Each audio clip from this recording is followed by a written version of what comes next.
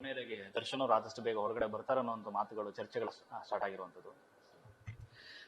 ಅದೇ ನನ್ಗೆ ಈಗಲೇ ಯಾವ್ದೋ ಮಾಧ್ಯಮದವರು ಹೇಳಿದ್ರು ಈ ತರ ಮಾರ್ಚ್ ಅಲ್ಲೇನೋ ದರ್ಶನ್ ಸರ್ ಅಂದ್ರೆ ವಿಲ್ ಬಿ ಔಟ್ ಅಂತ. ತುಂಬಾ ಖುಷಿನೇ ನನಗೆ. ನಾನು ಅದ್ರ ಬಗ್ಗೆ ಏನೂ ಕಾಮೆಂಟ್ ಮಾಡಕ್ ಇಷ್ಟಪಡಲ್ಲ, ಬಟ್ ಅವರು ಬರೋದನ್ನ ಕಾಯ್ತಿದ್ದೀವಿ. And end of the day again ನಾವೆಲ್ಲರೂ ಲಾಗೆ ತಲೆ ಬಾಗ್ಲೇಬೇಕಾಗತ್ತೆ, ನ್ಯಾಯಕ್ಕೆ. So will see. ಮುಂದಿನ ಪ್ರಾಜೆಕ್ಟ್ಗಳು ಒಂದಷ್ಟೇನು ಮಾತುಕತೆ ಆಗಿತ್ತು ಅಂತ ಬಂದು ಅದೇನಾರು ಆಗಬಹುದು? ನನಗೆ ಅಂದ್ರೆ ಅದ್ರ ಬಗ್ಗೆ ನನ್ಗೆ ಯಾವ್ದೇ ಮಾಹಿತಿ ಇಲ್ಲ. ನನ್ಗೆ ನಾವು ನನ್ನ ಮತ್ತೆ ಅವರ ಸಿನಿಮಾ ಬಗ್ಗೆ ಮಾತಾಡ್ತಿದ್ವಿ. ಅಂಡ್ ಡೆವಿಲ್ ಆದ್ಮೇಲೆ ನನಗೆ ಅವಕಾಶ ಸಿಗ್ಲಿಲ್ಲ ಅವರ ಅಪ್ಕಮಿಂಗ್ ಪ್ರಾಜೆಕ್ಟ್ಸ್ ಬಗ್ಗೆ ಮಾತಾಡೋದಕ್ಕೆ.